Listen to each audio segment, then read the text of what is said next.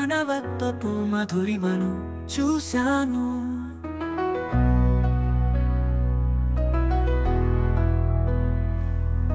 సేవా తత్పరతను దర్శించాను. ప్రేరణ పొంది చైతన్యమయ్యాను.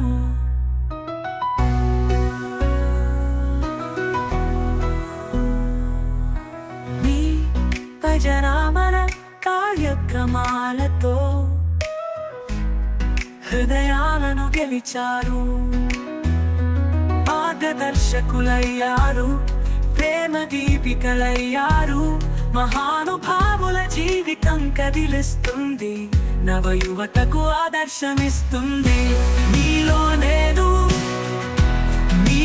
నేను నీ సేవకు వందనం, అభివందనం.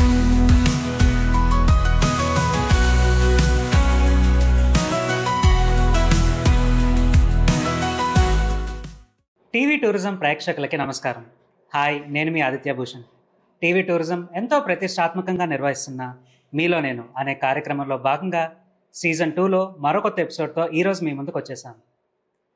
ఈరోజుటి ఈ ఎపిసోడ్లో పార్వతీపురం మన్యం జిల్లాలోని కురుపాం వాస్తవులైన ప్రముఖ సామాజికవేత్త, మానవతావాది, ఎంతోమంది జీవితాల్లో వెలుగులు నింపుతున్న శ్రీ అందవరపు కోటేశ్వరరావు గారు మనతో పాటు ఉన్నారు. వారి స్ఫూర్తిదాయకమైన జీవిత విశేషాలు, వారు చేస్తున్న మరిన్ని సేవా కార్యక్రమాల గురించి ఇప్పుడు వారి మాటల్లోనే విందాం. నమస్తే సార్. నమస్తే సార్. టీవీ టూరిజం ప్రేక్షకులకు నమస్కారం. నా పేరు అందవరపు కోటేశ్వరరావు. పార్వతీపురం మన్యం జిల్లా, కురుపాం నియోజకవర్గం, కురుపాం మండలం, కురుపాం గ్రామంలో నివసిస్తూ ఉన్నాను. సార్, మీ కుటుంబ నేపథ్యం గురించి మా ప్రేక్షకులకి వివరించండి. మా కుటుంబం, మా తాతగారు అందవరపు దాలిగురి గారు, వారి సంతానం అందవరపు సూర్యనారాయణ మా నాన్నగారు. మా నాన్నగారికి 5 ఆడపిల్లలు, 3 అన్నదమ్ములం. అలాగే అందరికీ పెళ్ళిళ్ళు అయిపోయేవి. అలాగే వ్యాపారం చేసుకొని, పూర్వం నుంచి మా నాన్నగారిలాగైతే వచ్చే వ్యాపారం ఏంటనేదంటే పొగాకు వ్యాపారం. అదే కళింగ వయస్సులు మేము చేస్తున్న కొనసాగుతూ వస్తూ అదే వ్యాపారం మీద కొనసాగుతూ, మా అన్నయ్య గారు అందవరపు చక్రధరుడు, నా పేరు 2వ పెర్సన్ నేను అందవరపు కోటేశ్వరరావు, 3వ పెర్సన్ మా తమ్ముడు అందవరపు విష్ణుమూర్తి. 5 అక్క చెల్లెళ్ళకి మ్యారేజ్లు అయిపోయాయి, మా అందరికీ మ్యారేజ్లు అయిపోయాయి. హాయిగా ప్రశాంతంగా ఉన్నాం. 1971లో ఏప్రిల్ 15 మ్యారేజ్ అయింది. నా భార్య పేరు ధనలక్ష్మి. మాకు 4 అమ్మాయిలు సంతానం, 1 అబ్బాయి. పెద్దమ్మాయి మంగ, అల్లుడు గౌరీశంకర్, 2వ అమ్మాయి లక్ష్మి, అల్లుడు శ్రీనివాసరావు, 3వ అమ్మాయి సునీత రామ్మోహన్, 4 సుజాత రాంబాబు. అలాగే పెద్దల్లుడికి 2 అమ్మాయిలు, 2వ అల్లుడికి 1 అబ్బాయి అమ్మాయి, 3వ అల్లుడికి 2 అబ్బాయిలు, 4వ అల్లుడికి 2 అమ్మాయిలు. మా అబ్బాయికి 2 అమ్మాయిలు. అబ్బాయి సురేష్ కుమార్, కోడలు శరణ్య, పెద్ద పాప జరాస్నవి, 2వ పాప ఆశ్రిత. సార్, మీ ఎడ్యుకేషన్ అలాగే మీ కెరీర్ గురించి మా ప్రేక్షకులకి వివరించండి. ఎడ్యుకేషన్ అంటే కురుపాంలో గవర్నమెంట్ స్కూల్లోనూ ఫస్ట్ 1వ క్లాస్ నుంచి 5th వరకు చదివాను, బోర్డు స్కూలు. అలాగే హై స్కూల్ 6th వరకు వెళ్ళాను. అనుకోని పరిస్థితుల్లో మధ్యలో డ్రాప్ అయిపోయాను. డ్రాప్ అయిపోయిన తర్వాత అలాగా చేస్తూ ఈ లోపల మా ఫాదర్కి ఉండే బిజినెస్లో సపోర్ట్ చేసుకుంటూ అందులో ఎక్స్పీరియన్స్గా వెళుతూ ఒక 18 సంవత్సరాలు పొగాకు వ్యాపారం చేశాను. ఆ పొగాకు వ్యాపారంలో ఈ ఊరిలో కురుపాం అంటే పొగాకు క్యూరింగ్ అనేదే ఇక్కడ ఫేమస్.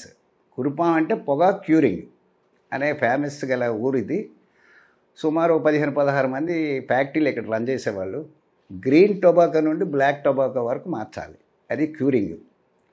ఆ ఎక్స్పీరియన్స్లో ఇంతమంది 15-16 మంది ఫ్యాక్టరీలు పెట్టారు, కానీ అందరూ అబవ్ 50 ఇయర్స్ సీనియర్సే. అందులో అందరికన్నా జూనియర్గా ఉండేవాడు నేను ఒక్కనే. కానీ ఓపిక మీద చేసి ఎవరూ చేయలేనంత టేస్ట్గా చేస్తూ హయ్యెస్ట్ రేటుకు అమ్ముతూ అడిగినంత ఇవ్వకన్నా కొంత ఇచ్చే పరిస్థితికి నెంబర్ 1 క్యూరింగ్ ఎవరనంటే అంతవరకు కోటీశ్వరరావు అనే పేరు దానిలో దక్కించుకున్నాను.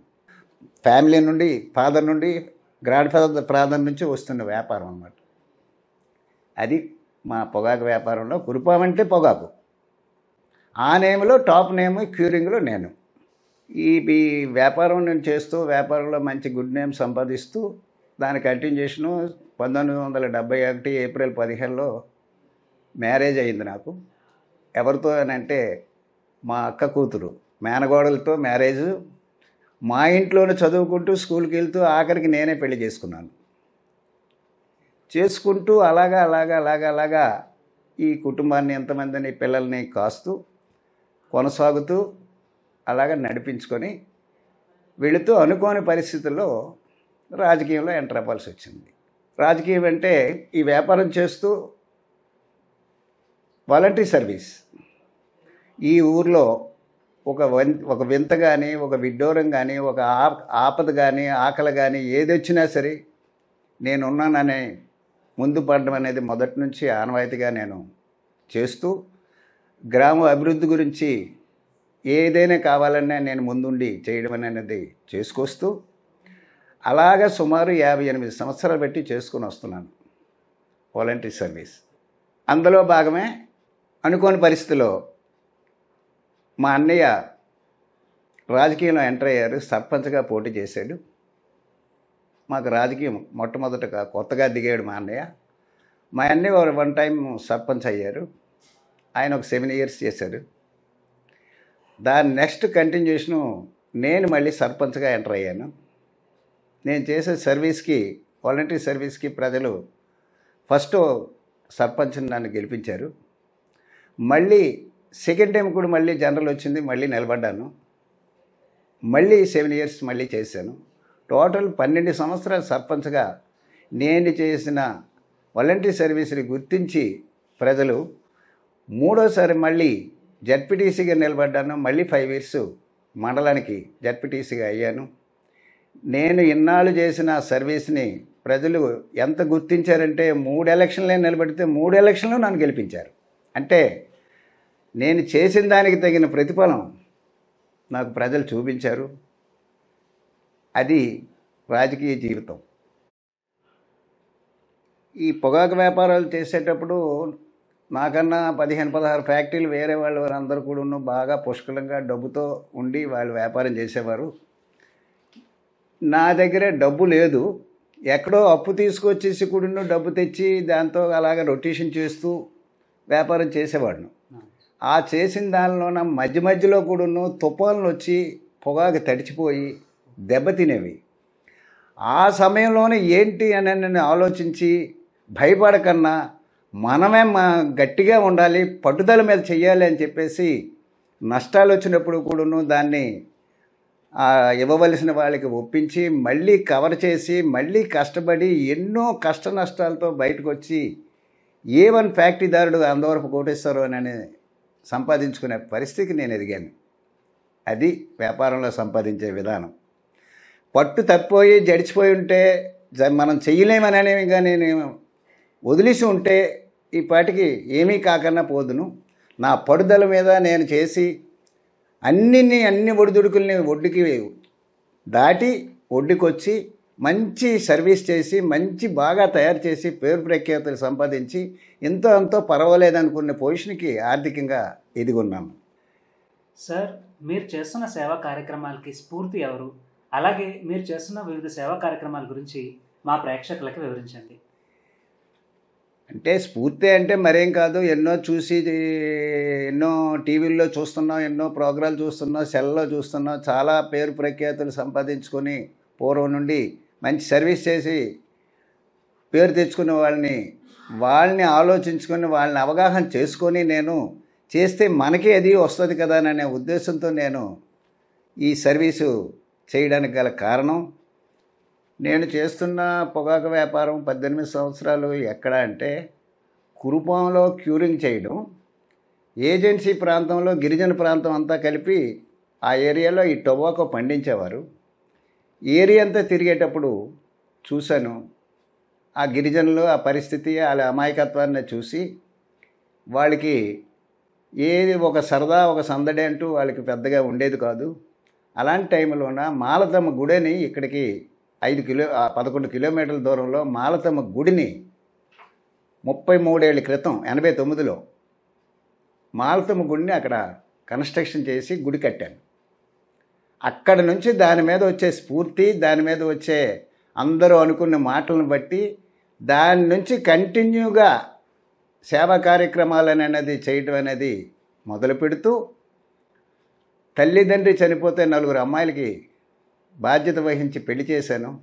అలాగే పేద పిల్లలకు ఒక 10-15 మందికి వేరే వేరే క్యాస్ట్ల వాళ్ళకి పెళ్లి చేశాను. ఆ రకంగా ఇవన్నీ చేసుకుంటూ గ్రామంలో వినాయక చవితి చేయాలంటే నేనే ఉండాలి. అలాగే ఒక 5-6 సంవత్సరాలు వినాయక చవితి, అలాగే 3 సంవత్సరాలు దసరా ఉత్సవాలు, అలాగే అమ్మవారి పండుగలు, ఏది చేసినా ఒకే ఒక్కడిగా నేను ముందుండి నా పక్కన మనిషి లేకుండా అప్పటికప్పుడు అవసరం వచ్చిన మనుషుల్ని పిలవడమే తప్పించి కానీ ఇంకో రకంగా కాకుండా ఎవరు నేను పిలిచినా వచ్చి వాళ్ళు నాకు సపోర్ట్ చేసినందువల్ల ఈ కార్యక్రమాలన్నీ నేను చేయడం అనేది జరుగుతూ మంచి పేరు ప్రఖ్యాతులు సంపాదించుకునే పరిస్థితుల్లో దీనికి రుజువు ఏమిటి అనే దానికి చూస్తే అనుకోకుండా నేను రాజకీయంలో నిలబెడితే ఆ రాజకీయానికి తగినట్టుగా 3 ఎలక్షన్లు నిలబెడితే 3 ఎలక్షన్లు గెలిపించారు. అది దీని తాలూకా రిజల్ట్.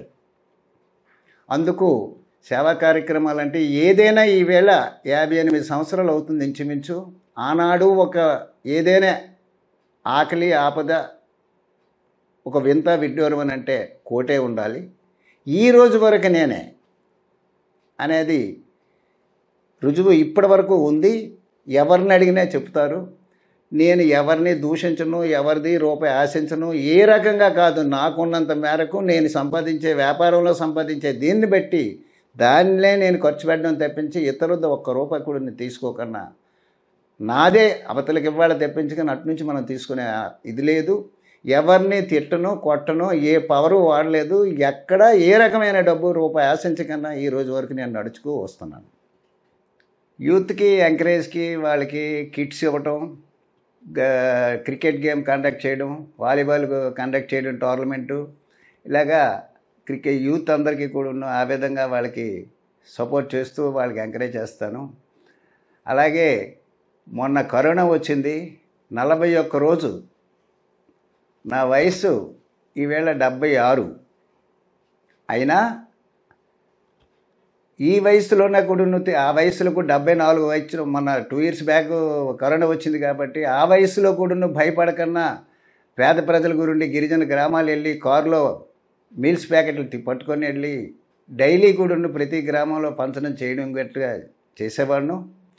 అలాగే ఎనీ సెక్షన్ ఏది వచ్చినా సరే, ఏ యూత్కి ఏది కావాలన్నా చేసేవాడిను. Blood camp, medical camps conduct చేయడం ఇవన్నీ కూడా చేసేవాడిను. అలాగే ఊరు మొత్తం కూడా 12 సంవత్సరాల సర్పంచ్ టైంలోన all street drains, CC roads, community halls, bus shelter, అలాగే టోటల్ డెవలప్మెంట్ చేసేవాడిను. అలాగే కురుపాం బస్ స్టాండ్ వరకే ఊరుండేది. రావాడ రోడ్డు జంక్షన్ అలాగా సృష్టిస్తే వ్యాపారస్తులందరూ దీన్ని గుర్తించి ఈవేళ కురుపాంకే రావాడ రోడ్ జంక్షన్ అనేది A1 జంక్షన్ అయిపోయింది. అది మార్కెట్. ఆ జంక్షన్ పేరు మా షావుకారులందరూ కొంతమంది ఏం చేశారంటే ఆర్సీ నెంబర్లోన రావాడ రోడ్డు కోటి జంక్షన్ అని నా పేరు కూడా పెట్టారు. ఇవన్నీ చూసి ఏజ్ని బట్టి లాస్ట్గా నేను డిసైడ్ అయ్యింది ఏంటంటే నేనేసిన లేఅవుట్ని ఒక ఊరు చేద్దామని పడుదలు పెట్టి ఇక్కడ కోటి నగరం అని పేరు పెడుతూ అందులో అక్షర పబ్లిక్ స్కూల్ అనేది ఒక కాన్వెంట్ ఓపెన్ చేస్తూ 330 మంది పిల్లలతో కాన్వెంట్ రన్నింగ్ అవుతుంది. కాక ఈ ఏడాది 8th, 9th, 10th కూడా వచ్చేస్తుంది. ఆ విధంగా ఈ స్కూల్ కూడాను రేపు రెసిడెన్షియల్ పెడితే కనీసం ఒక 500 మంది పిల్లలు ఇక్కడ రెసిడెన్షియల్ కూడా ఉంటారు. ఇది ఏజ్ లాస్ట్ ఏజ్ కాబట్టి దీన్ని బట్టి మనం ఇలాంటి పనులు మర్చిపోకన్నా జీవితాంతం ఉండిపోయేటట్లు చేయాలన్నది నా తపన. అలాగే ఎన్నో స్కూల్స్కి ఎన్నో రకమైన కార్యక్రమాలు అన్ని స్కూల్లోనూ కూడా చేశాను. ఆ విధంగా ఏదైనా నన్ను చూస్తే అడుగుతారు, అడిగితే వాళ్ళకి కాదనకన్నా తప్పనిసరిగా చేసే అలవాటు నాకు ఈవేళ వరకు కొనసాగుతూనే ఉంది. ఈ సర్వీసు చేయడానికి గల కారణాలు ఏంటంటే యూత్ మంచి కోఆపరేషన్ ఇస్తారు. వాళ్ళు ఏది అవసరం వచ్చినా నన్ను కలుస్తారు. వాళ్ళకి ఏది కావాలనే నేను నా వంతు సహాయం నేను చేయడం అనేది పెద్ద ఆనవాయితీగా వస్తున్న విధానం. నేను 12 సంవత్సరాలు సర్పంచ్గా ఉండేటప్పుడు చేసే సేవలు రాజకీయ సేవలే కాదు, కురుపాం అభివృద్ధి చెందడానికే కాదు, కురుపాం మండలం కూడా అభివృద్ధి చెందడానికి జడ్పీటీసీగా కూడా ఒక 5 ఏళ్ళు చేశాను. ఆ రకంగా ఇవన్నీ చేస్తూ అందరూ నన్ను చూసి స్ఫూర్తి వాళ్ళు నేర్చుకోవాలని, వాళ్ళు ఇంకా బాగా డెవలప్ అవ్వాలని వాళ్ళకి ఎంకరేజ్మెంట్ ఇస్తూ యూత్కి అన్ని రకాల గేమ్స్ టోర్నమెంట్లు ఎన్నో పెట్టాను. గిఫ్ట్లీ నేనే ఇస్తాను, ప్రైజ్ మనీ నేనే ఇస్తాను. ఇలాంటివన్నీ చేయడానికి గల కారణం ఇవన్నీ ఇదంతా ఒక విధమైన పద్ధతి అయితే, నేను కురుపాం కిషోర్ చంద్రదేవ్ ఎంపీ 6 సార్లు ఎంపీగా చేశారు, ఒకసారి రాజ్యసభ ఎంపీగా చేశారు, 2 సార్లు క్యాబినెట్ మంత్రిగా చేశారు. 26 సంవత్సరాలు ఆయన దగ్గర ఫస్ట్ పర్సన్గా నేను ఉన్నాను. ఏ రోజు నాకు ఇది కావాలని నేను ఆశించి ఏ రోజు కోరలేదు, చెయ్యలేదు, ఆశించలేదు. ఆయన ఉన్నారు ఇప్పుడు. అలాగే పక్కనే ఎమ్మెల్యేగా శత్రుచర్ల విజయరామరాజు చిరమేరంగి 6 సార్లు ఎమ్మెల్యే, ఒకసారి ఎమ్మెల్సీ, 3 సార్లు ఎంపీ, 2 సార్లు మంత్రి. ఆయన దగ్గర 14 సంవత్సరాలు సర్వీస్ చేశాను. ఏ రోజు నాకు ఇది కావాలని ఆశించడం కానీ ఇది కానీ కాదు. పేదవాళ్ళకి, యూత్కి, వీళ్ళకి ఏదైనా అవసరం వస్తే దాన్ని కోఆపరేట్ చేయమని చెప్పడం, కోరడమే తప్పించి కానీ ప్రజలకి గ్రామాలు అభివృద్ధి చెందాలనే తపనే తప్పించి కానీ నా స్వలాభానికి నేను ఎప్పుడూ ఈ రాజకీయాన్ని వాడాల. ఇక్కడ ఫస్ట్ పర్సనే, అక్కడ ఫస్ట్ పర్సనే, అయినా ఏమీ లేదు. నా వృత్తి, మా నాన్న మా తాతల నుంచి వచ్చిన వృత్తి వ్యాపారం. వ్యాపారం అంటే చెప్పకూడదు కానీ ఈవేళ ఈస్ట్ వెస్ట్ నుంచి ఇక్కడికి రావడానికి, బోర్లతో వ్యవసాయం చేయడానికి, పామ్ ఆయిల్ తయారు చేయడానికి, మామూలుగా కమర్షియల్ క్రాప్స్ అన్నీ తీసుకురావడానికి సృష్టికర్త ఎవరంటే అందవరపు కోటీశ్వరరావు. 6 ఇయర్స్ పార్తిపూర్లో ఉండి ఉదయం వెళ్ళి రాత్రి వచ్చి కమ్మ వాళ్ళని దించి వాళ్ళకి భూములు సెట్ చేసి వాళ్ళందరి చేత కల్టివేషన్ మార్చడానికి సృష్టికర్త ఓన్లీ వన్ మ్యాన్, రెండో పర్సన్ లేదు, అందవరపు కోటేశ్వరరావు. ఈవేళ నేను 150 ఫ్యామిలీస్కి తీసుకొచ్చి 4,000 ఎకరాలు వాళ్ళకి కొనిపించాను. ఈవేళ 5,000 ఫ్యామిలీలు ఇప్పుడు ఉన్నారు ఇక్కడ. అది ఎవ్వరి పేరు చెప్పడానికి వీల్లేదు. కోటి గారు అది ఎంత దాన్ని గుర్తిస్తే ఎంత ఏంటి దాని లాభం. అగ్రికల్చర్ అంటే కమర్షియల్ క్రాప్స్ మనకు 2 క్రాపులు తెలుసు మన ఏరియాకి. 1 పల్లం అయితే వరి, 2 మెట్టు అయితే గోగునార. తక్కింది ఏమీ తెలియదు. బోర్ అంటే తెలియదు, వ్యవసాయం బోర్ వ్యవసాయం కదా, ఇంకో క్రాప్ తెలియదు. అలాంటి ఏరియాని నేను ఈవేళ చేయడానికి కారణం only one man, Andavarapu Koteswararao. East west నుంచి చౌదరీస్ని తీసుకొచ్చి తెప్పించి ఇక్కడ కల్టివేషన్ చేయించే పరిస్థితికి సృష్టికర్త ఎవరంటే కోటి గారు. ఈ అగ్రికల్చర్ ఆలోచన ఎలాగొచ్చిందనంటే, మన నియోజకవర్గం అంతా గిరిజన ఏరియాలో ఎక్కువ గిరిజనులే ఉన్నారు. గిరిజనులు బ్రతికేదంతా కూడా వ్యవసాయ వృత్తే వాళ్ళది. కాబట్టి ఇలాంటి గిరిజనులు బాగుపడాలని అంటే ఈ చౌదరీస్ని మనం తీసుకొచ్చి ఇక్కడ కల్టివేషన్ అలవాటు చేస్తే గిరిజన ఏరియా కాక ప్లెయిన్ ఏరియా కాదు, అన్ని ఏరియాల్లో కూడా కమర్షియల్ క్రాప్స్ వచ్చి అనేక రకాల పంటలు చూపించే అవకాశం వస్తుందని ముందు ఊహించి నేను ఆ గిరిజనులు బాగుండాలి, హాయిగా ఉండాలి, పేద ప్రజలు కాబట్టి వాళ్ళకి ఈ తాలూకా ఈ ఈస్ట్ వెస్ట్ నుంచి వచ్చిన వాళ్ళ తాలూకా అగ్రికల్చర్ అంతా కూడా వాళ్ళకి అది అందాలనే ఉద్దేశమే ముఖ్య ఉద్దేశం.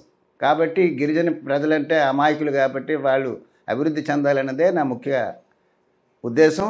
ఆ విధంగా ఇవి ఇంత పని చేసి ఈవేళ 5,000 ఫ్యామిలీలు మన ఏరియాలో కమ్మ వాళ్ళందరూ ఉండి రకరకాల commercial crops, highest crop palm oil crop 50,000 క్వింటాలకి డబ్బు వచ్చే హయ్యెస్ట్ ఇన్కమ్ ఒక ఎకరాకు వస్తుంది.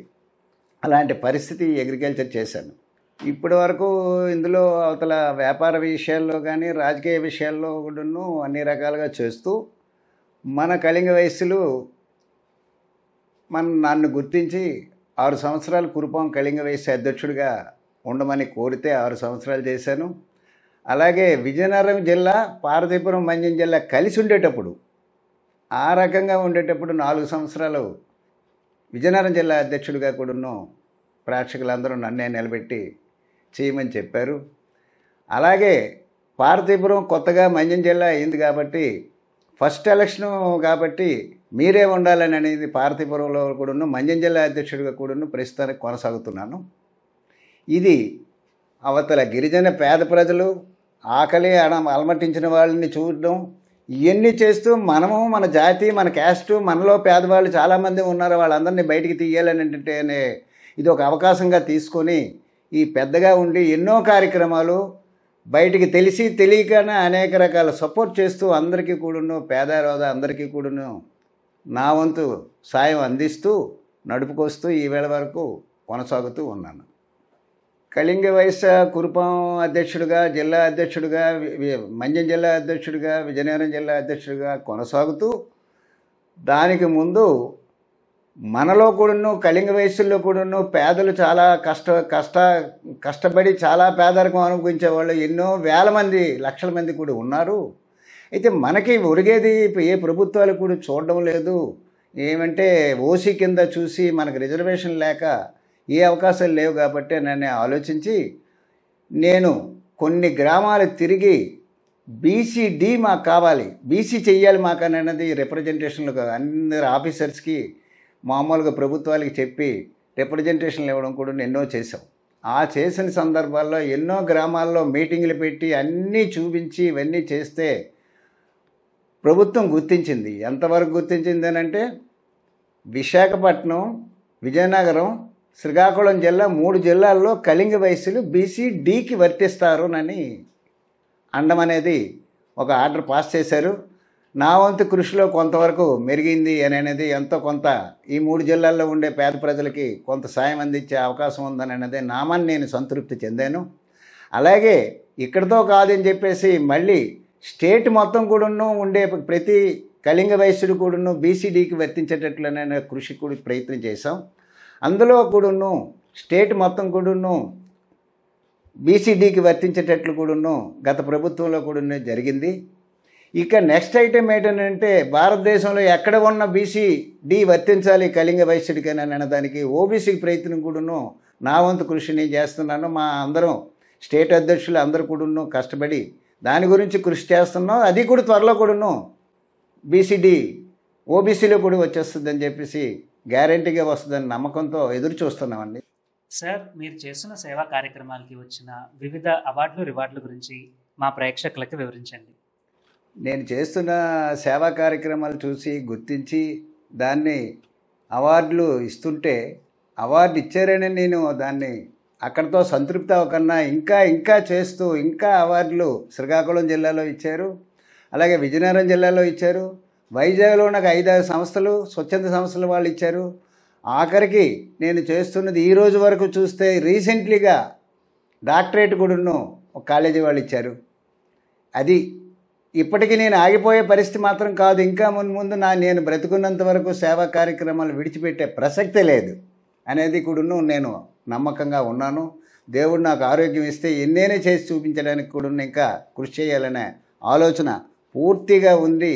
పేదలకి ఫస్ట్ ప్రయారిటీ. సార్, రాబోయే యువతకి మీరు ఇచ్చే సందేశం ఏంటి?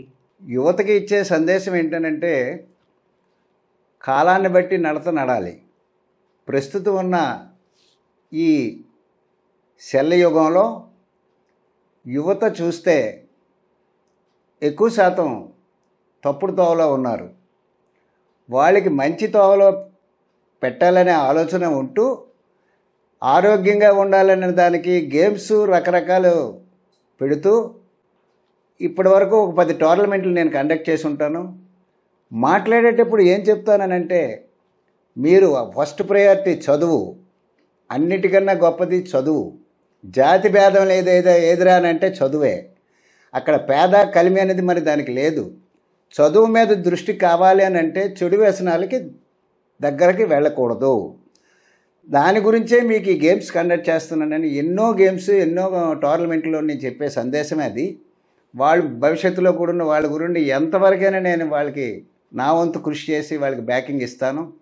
అలాగే ఈరోజు నేను ఈ విధంగా 76వ సంవత్సరంలో అడుగు పెడుతూ నడుస్తూ ఉన్నానంటే ప్రత్యక్షంగా నాకు రుజువైంది ఏంటనంటే, అతి ముఖ్యమైన పేద ముస్లిం ఉడగా పేద ప్రజలు వాళ్ళు నాకు దీవించే దీవెనల వల్లనే ఈ వేళ నేను ఇలా ఉండడానికి కారణం. పేదలకి ఎంత అంటే అంతులేని సర్వీస్ అండి నేను చేశాను. అది నాకు మొట్టమొదటి 100 మందితో నేను మాట్లాడిన ఒక పేద ఆవిడ వచ్చి ఏదో చెప్తే వెంటనే ఫస్ట్ ప్రయారిటీ పేద ఆవిడకి ఆవిడ తాలికి విని నెక్స్ట్ ఇటు మాట్లాడతాను నేను. వాళ్ళు దీవించే దీవెనలకే నేను నా కుటుంబం హాయిగా ఉండడానికి గల కారణం. యువత గురించి ఆలోచిస్తే ప్రజెంట్ పరిస్థితులు చూస్తే బాగోలేవు కాబట్టి వాళ్ళు భవిష్యత్తులో ఏంటంటే హాయిగా ఆరోగ్యంగా ఉండి బాగా మెప్పు పొంది వాళ్ళ కుటుంబాన్ని వాళ్ళు పోషించుకోవాలంటే చెడు వ్యసనాల్లో దరిదాపులకి వెళ్ళకన్నా మంచి మార్గం గేమ్స్ అండ్ ఎడ్యుకేషన్ అనే దానికి ఫస్ట్ ప్రయారిటీ ఇస్తూ నేను చేసినవి మీరు చూసి నేర్చుకొని మీరు ఇంకా చెయ్యండి, మీకు కావలసినంత బ్యాకింగ్ నేను ఇస్తాను, ఏది కావాలని నా సపోర్ట్ ఉంటుందని చెప్పేసి అనేది యువతకి ఎప్పుడూ నేను ఇచ్చే సందేశం అదే. ఈరోజు ఇన్ని రంగాల్లో నేను సాధించుకొచ్చి ఒక మంచి పేరు ప్రఖ్యాతులతో ఉండడానికి గల ముఖ్య రథసారథి నా భార్య ధనలక్ష్మి. ఎవరో కాదు, మా అక్క కూతురు మేనగోడలు. చిన్నప్పటి నుంచి మా ఇంట్లోనే పెరిగి తాతగారింట్లో పెరిగి నా చేతుల మీద పెరిగింది. ఆ విధంగా సపోర్టు ఇవ్వబట్టే నేను ఇంత ప్రయోజకత్వాన్ని సాధించడానికి ముఖ్య రథసారథే ధనలక్ష్మి. నా పేరు ధనలక్ష్మి. నేను మేనగోడను ఆయనకి. ఆయన భార్యను. నాకు 5 పిల్లలు, ఓ బాబు, 4 పాపలు. ఆయన ఏ చేసినా దాని సాయంగా వస్తున్నాను. ఆయన మంచి కార్యాలే చేస్తున్నారు. నేను దాన ధర్మాలు. నేను చిన్నప్పటి నుంచి తాతగారి ఇంట్లో ఉన్నాను, పుట్టి నుంచి ఉన్నా. పిల్లలకి ఎక్కువ బాధ్యత నేనే తీసుకున్నాను. అతను ఆ రాజకీయంలోనూ అవన్నిట్లో ఉండడంలో పిల్లలకు చూసుకోవడం తక్కువ. అవన్నీ నేనే చూసుకుంటుందాన్ని. వ్యాపారంలోనూ వాటిలోనూ అతను చేసేవారు. నా పేరు సురేష్ కుమార్. నేను కోటి గారు వాళ్ళ అబ్బాయిని. మా నాన్నగారు చేస్తున్న కార్యక్రమాలన్నీ చూసి నేను ఎంతో సంతోషంగా హ్యాపీగా ఫీల్ అయ్యి మా నాన్నగారి కొడుకుగా పుట్టినందుకు ఎంతో గర్వపడుతున్నాను. నా ఈ కథని టీవీ టూరిజం డైరెక్టర్ మణిభూషణ్ గారు బృందం ప్రజలందరి ముందు తెలియపరిచినందుకు, నేను చేసే ఈ కార్యక్రమాలన్నీ చూసి ఆనందించడమే కాక మీరు ఈ కార్యక్రమాలు చేసి మంచి పేరు ప్రఖ్యాతులు అందరూ సంపాదించుకుంటే అప్పుడు నేను సంతృప్తి చెందుతాను. కాబట్టి తప్పనిసరిగా అందరూ ఈ కార్యక్రమాలు చేయాలని మరీ మరీ కోరుతూ అందరికీ ధన్యవాదాలు. మీ అందవరపు కోటీశ్వరరావు. నమస్తే. మన్యం జిల్లా కుర్పం గ్రామ కాపురస్తులైన శ్రీ అందవరపు కోటేశ్వరరావు గారు అనే పేరు చెప్పగానే తెలీదు అనే వ్యక్తి ఏ ఒక్కరు కూడా ఉండరు. కళింగ వయసులో ఆయన ఒక వన్నె తెచ్చిన ముద్దుబిడ్డగా ఆయన ఎంతో మందితో మన్ననలు అందుకున్నారు. అలాగనే తన హయాంలో ఇటు రాజకీయంగా అటు సంఘ సేవకులుగా ఎన్నో కార్యక్రమాలని ఆయన చేసి పేద ప్రజలకి నేనున్నాను అనే భరోసాను కల్పిస్తున్నారు, సహాయం చేస్తున్నారు. ఇప్పటి వరకు తను కళింగ వయసులో ఉన్న పేద కళింగ వయసు ఆడబిడ్డలని తను దత్తతగా చేసుకొని సుమారుగా 20 మందికి పెళ్ళిళ్ళు చేశారు. అలాగే పేద విద్యార్థులకి కూడాను సహాయపడుతూ ఆయన విద్యని అంటే ఆర్థిక సహాయాన్ని అందించి విద్యాభ్యాసాన్ని అభ్యసించారు. అలాగనే వ్యాపారస్తులకి తనదైన శైలిలో కాపాడుతూ ఆర్థిక సహాయాన్ని అందిస్తూ వారి చేత చెడు అలవాట్లకు కానీ చెడు వ్యసనాలకు కానీ దూరంగా ఉంచుతూ ఇతోధికంగా తన సహాయాన్ని అందించి ఎంతో మంది కళింగ వయసుల ద్వారా మన్ననలు పొందారు.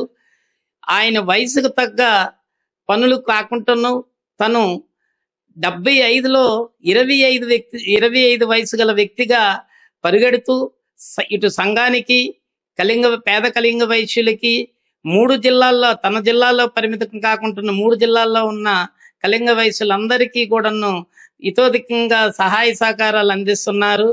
ఆయన నా బంధువుగా నా మిత్రుడిగా నేను చెప్పుకోవడానికి ఎంతో గర్విస్తున్నాను.